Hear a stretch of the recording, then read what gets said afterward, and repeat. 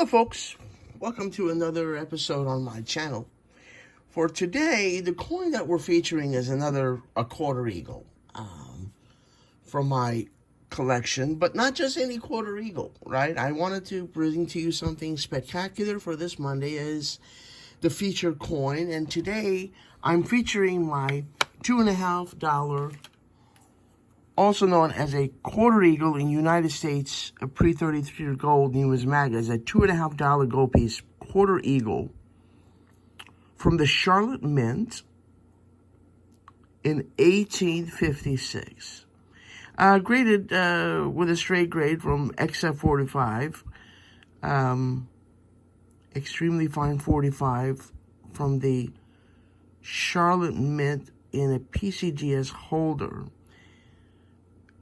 The dealer and I are very thankful we got a straight grade on this. The dealer bought it raw and then had it graded. It came in and he was, I'm sure, ecstatic on the fact that a 56 Charlotte came in as an XF, right? Just a hair under AU.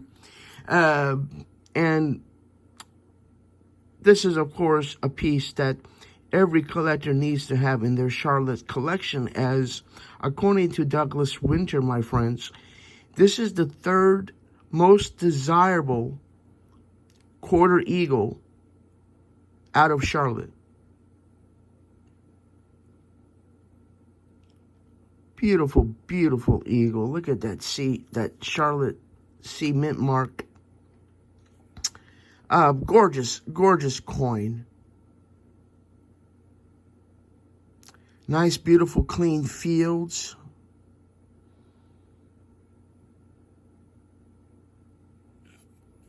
Beautiful detail remaining. Nice, beautiful coin. So this is the coin that we're featuring today. Wanted to bring this to you, discuss its attributes and what our brother Douglas Winter, this is another good reference book, my friends, that I use on Charlotte Gold. This gentleman knows pre-33, especially the desirable Charlotte and Dahlonega and Carson City. But he knows everything pre-33. Now, he doesn't just do gold. This man is a professional numismatist without a doubt. And this is our brother right here, Douglas Winter. And this is the book, one of the books that I use, as I said, folks, when I am considering a Charlotte piece for my collection. This is a book that you will not regret purchasing and adding to your numismatic library, right? So I'm going to capture all this information, the ISBN for you beautiful people, and get this book and add it to your repertoire because you won't regret it. Let's get started on the beautiful coin. Now, what's beautiful that Doug does, because gold is such a soft metal relative to the others, he breaks it down. This is basically the same thing that he has here. I just pulled it from my book so that it will, I don't have to worry about the book not laying flat. But a mintage of only 7,913. Like I said, it's the third out of 20 as a rarity from 1856. And what Doug does is, for each major coin, he talks about the strike, the surfaces, the luster, the coloration, eye appeal, die characteristics, and die varieties, if there's any, for that year from Charlotte. And he breaks it down into his opinion on what each year is, and what to look out for and what to pay particular close attention to when you're considering adding a Charlotte piece to your private collection. So I wanted to bring this coin to you and discuss what our brother Doug says, Mr. Winter says about this, and you let me know what you think. Of course, I have to get David Akers' opinion on this as well, as it's very important that we consider more than one professional numismatist. David Akers states that this is a very underrated date, particularly in higher grades. I've never seen or heard of a strictly uncirculated piece, and I've only seen two or three that were even AU. Actually, I have seen fewer high-grade examples of this state than I have of other highly regarded 56 Charlottes. This is one of the many sleepers in this series, and they are absolutely correct, as we'll get from Mr. Winter here in a few minutes. This is an issue. The 56 is a sleeper, being the third most desirable in the series, makes this a Charlotte piece that is very, very desirable.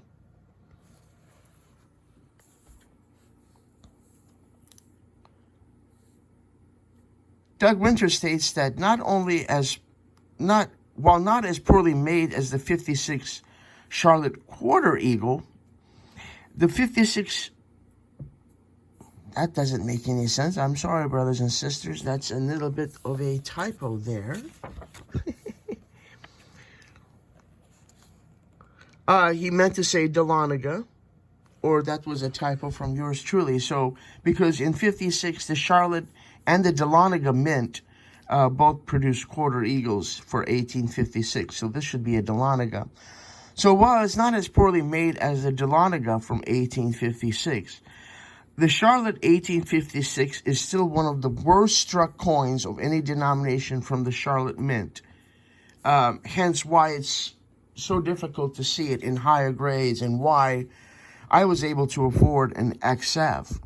As David Akers just stated, AU is just basically not out there. So I'm very, very happy with an XF45. I think I'll hold on to an XF45 and not try to pursue a higher grade from 1856. The 1856 Charlotte is among the rarest Charlotte Quarter Eagles with good overall eye appeal. The typical example grades from very fine to extremely fine, and is characterized by a lack of originality.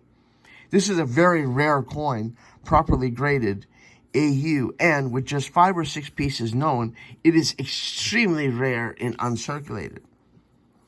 And as I said, strike, surfaces, luster, coloration, eye appeal, die characteristics, and if any varieties exist, is very important. All of these are very, very important attributes that you need to consider and study when you're doing any serious pre-33 gold like Charlotte or Dahlonega or Carson City. For the strike, the majority of 56 Quarter Eagles from Charlotte are poorly struck. They show very weak centers with the ART and Liberty, and the curls below these letters are softly impressed. The top of the hair is also quite weak due to what appears to be a clogged dye or foreign deposit that was in the die at the time of striking. The stars are usually soft and flat as well. The reverse is somewhat better detailed, with the exception of the lower neck feathers, the right leg, and the claws. I have seen a small number of Charlotte 56 Quarter Eagles that are, in fact, rather well struck. These coins are fairly sharp in the hair of Liberty and show weakness only on the stars at the left. Any example that shows a sharp strike is very rare and should command a strong premium among collectors. And he puts them in order of importance that you want to consider. They're all very important, but you want to start with the strike, the surfaces, and the luster, and work your way down. And very well said. It's very detailed. I love how Liberty is crisp. The stars just pop off the surface on the obverse there. It's a nice clean coin from Charlotte that is not often seen in this beautiful condition. Regarding the surfaces, Mr. Winter states that every example that he has seen shows the following characteristics. There is a roughness on much of the portrait, which resembles some sort of microgranularity. An area of roughness is seen at the first star there, and there is a crescent of granularity which runs from Liberty's chin to the second star.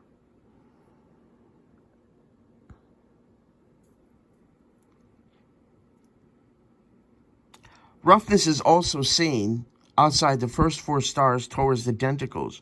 On the reverse, there is a granularity around much of the eagle, especially below the left wing. A depression is seen above the eagle's head, and there is a prominent strip which runs from the second S in states down the eagle's neck. These mint-made problems are compounded by the fact that most 56 Charlotte quarter eagles are significantly abraded. In addition, many show significant hairlines in the fields as a result of having been cleaned.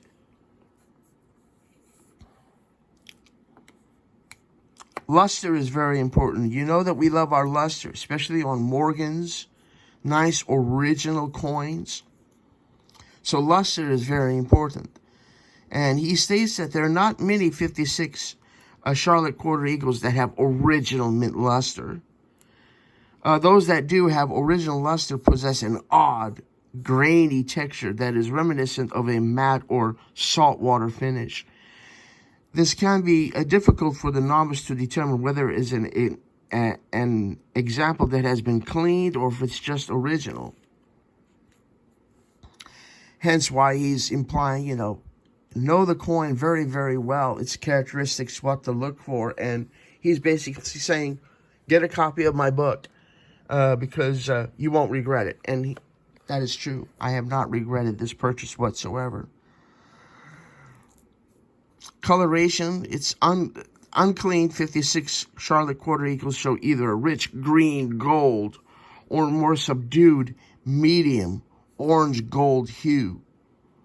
I've talked about this on many, many early desirable key coins pre-33 that you look for a rich green gold color or a more orange gold hue. This has become among the most difficult quarter eagles from this mint to find with such natural color and original surfaces.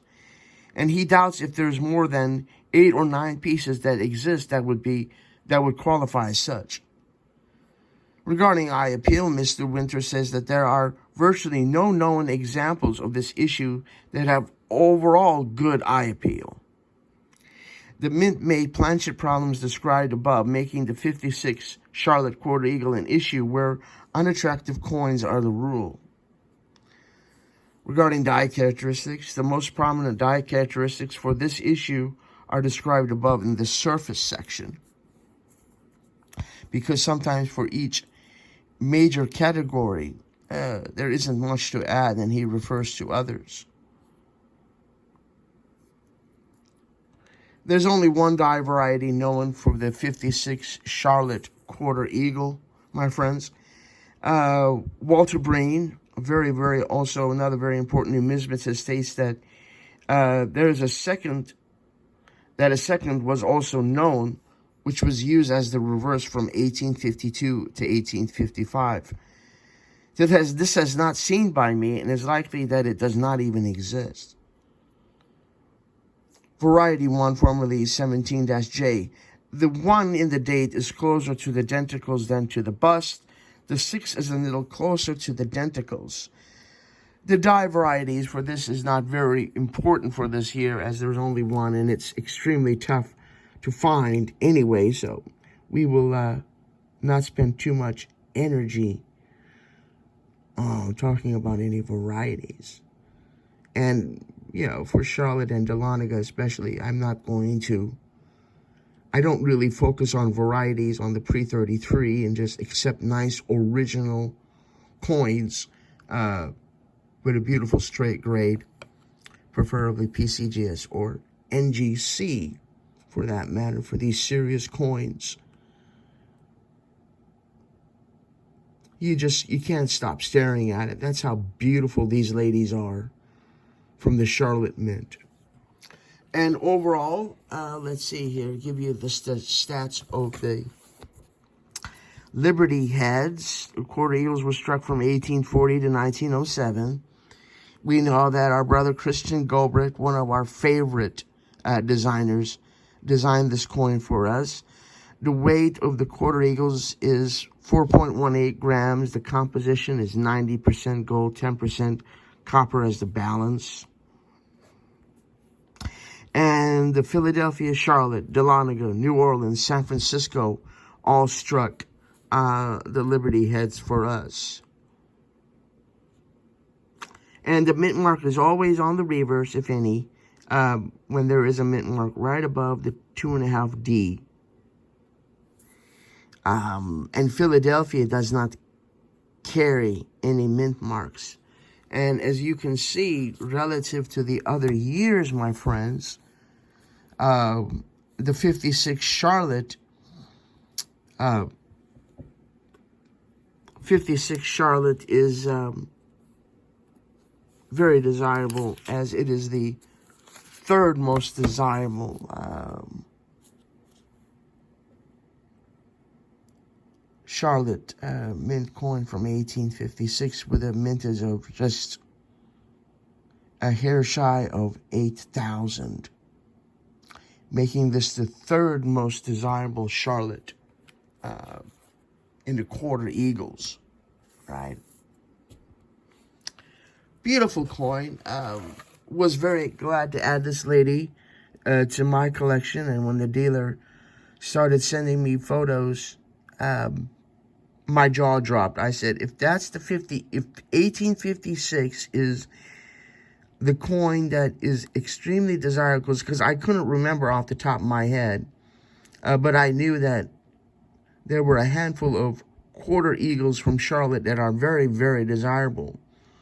So I could not wait to get home that day from the work day when my dealer let me know that he had a Charlotte piece in.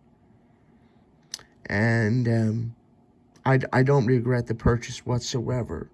And I see her staying with me as long as I can. Those of you that have Charlottes, if you have any quarter eagles, let me know what years you have, what your grades are, as I love to discuss Charlotte and Dahlonega gold. That's one of my two favorite mints, as they only struck gold, right? We know that the Charlotte and Dahlonega mint only struck gold for us. Didn't do any silver or copper or what have you. So, again, a beautiful book here by our brother Douglas Winter. Get this book, my friends. You won't regret it. And read up on this when you're considering a Charlotte piece, okay? Because these books are very valuable references. So, that's what I got for you today, my numismatic brothers and sisters, for this Monday, for this money. Freudian slip there hidden? Maybe so, maybe so. But anyway, all right, my numismatic brothers and sisters, you have a beautiful, beautiful rest of your week. Be kind to each other. Take care of each other. And most importantly, may God bless you all. I'll see you all next week. Bye-bye.